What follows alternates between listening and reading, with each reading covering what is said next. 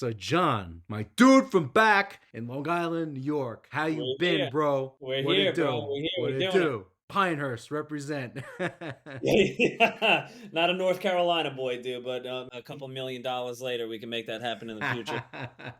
Couple $1 million. All right. So, what was it like for you growing up with your family? Who did you aspire to become in this matrix? And how did you ultimately triumph over the brutally challenging battle with addiction?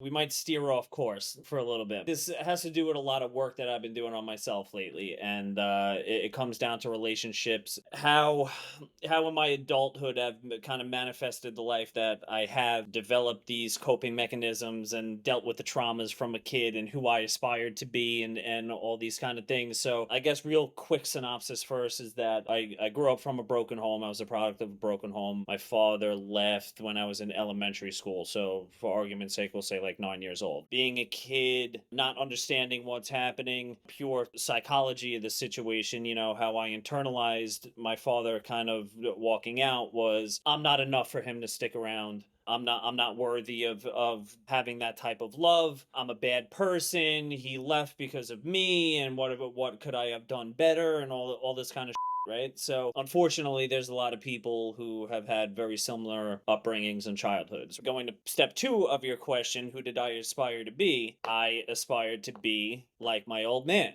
How I always thought of these things is my father was a New York City fireman, decorated, very well liked, very well respected. Just in general, you're a cop, you're a fireman, you're everybody's hero. My old man was my hero too, but maybe not for the reasons that a normal kid would look up to his dad. Yes, those reasons were there, but I think a majority of where that came from was I want to be like my old man because then maybe I'll be accepted. I'll gain that love, and I'll gain that validation from him that I thought that I missed out on when I was a kid by him walking out. As a kid, kids are sponges. We learn everything from our parents. And what I learned from my old man was a lot of toxic coping mechanisms that he learned throughout his childhood, his upbringing, all his traumas that he never dealt with, and what he brought into adulthood is what I learned from. Now, you want to talk about generational traumas, man, this is the conversation to have about generational trauma, and how it just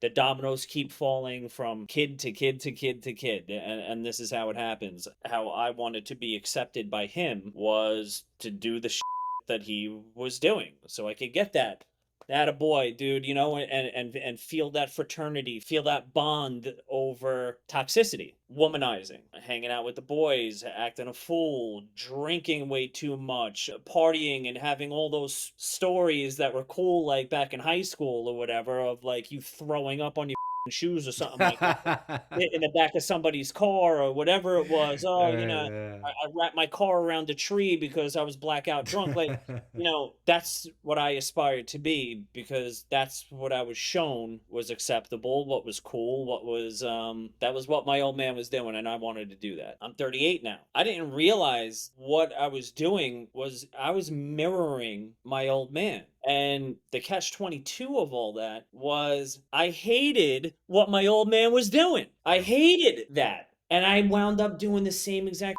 and I turned into the same exact person. Why And do you feel that you did that knowing that you hated that? number one, that was how I dealt with numbing all the stuff that was going on inside, with the feelings of zero self-worth, self-image issues, being accepted by not only my old man, but my peers, co-workers, friends, this, that, and the third, anywhere, women. The lack of love and compassion that I had for myself when I found the bottle, or when I found the powder, when I found the pills, or whatever it was, all that stuff went away. That filled the gap in my soul. That was first and foremost. But looking back on it as I got older, as I got a little wiser, that's when I realized that I was doing all the stuff that my old man was doing, all the stuff that I hated to begin with. So I started the drinking and the drugging and all that kind of at a very young age. I was a teenager. My first stint in rehab, I was 20. I was still a kid back then. So I didn't really know how to even navigate the paths of my own mind, and self-awareness wasn't even a thing. I probably never even heard that term before back then.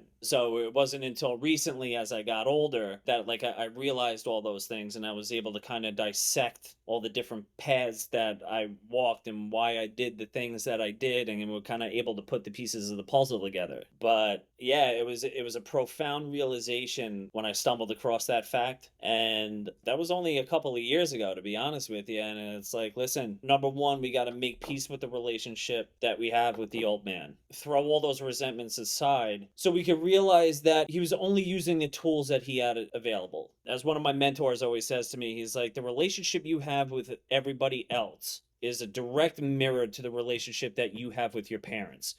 Unless you heal that relationship that you have with your parents, every single relationship, whether it be intimate relationship, co-workers, whatever it is going to suffer if those relationships with your parents are not healed. That makes a lot of sense. And that was so profound to me, dude. Like I couldn't even wrap my head around that. He just told me that like 2 months ago. I've been doing a lot of work on that since, and I held a lot of resentment inside, mainly towards my father. But it was a couple of years ago when I started this journey of spirituality and self improvement and stuff like that, where I realized, like I said before, that he was only using the tools that he had at his disposal. How he grew up in his home was a direct influence on how he raised his kids and how he lived his life. So, is it his fault? No. There comes a point where you get to a certain age, a certain level of maturity in life, where the things that happened to you as a kid and how your parents raised you is not your fault. There comes a time where the people that you keep around you at a certain point in your life, they're there for a reason. Those people are mirrors of yourself as well. What I've learned through others is that the relationships that you keep with them are mainly selfish in nature, or you are both the same kind of toxic, right? I'll speak for myself, obviously. I was a narcissist to the max. I'm the best at this. Look how many women I pulled in last week. Look what I did here. Look what I bought. Look what I did.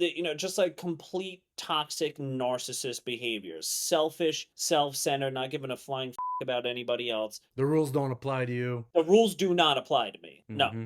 at all. Still to this day, but we're getting better. It's a much more healthy relationship I have with that. There was this one dude, I love him to death. I haven't talked to him in over a year, but I grew up with this kid, and I started figuring out that the very basis of our relationship revolved on how we could out toxic each other in life. Wow. We used to laugh about it all the time. Like, oh my God, dude, we're like the most narcissistic guys out there, you know? It was like a funny ego boost type conversation. And it served us well for years and years and years. And we both had very similar backgrounds as far as drug addiction, multiple other addictions. When I started consciously making a change for myself to get better, become a better person, figure out why I do the things I do, like really started getting into psychology and spirituality and stuff like that. And I started changing my ways. And when I started changing my ways, half of the toxic relationship was out the window now. And I started getting attacked for what I was doing. And long story short, it wound up like I wanted to bring him with me on the journey because I knew that there was a lot of demons that he had inside of him as well. As it relates to addiction, it's like you can't tell an addict that he's got to go to rehab. They have to want to do it themselves for them to get better. It's the same thing with self-improvement and that whole bubble of spirituality and stuff like that, becoming a better person. It's the same exact.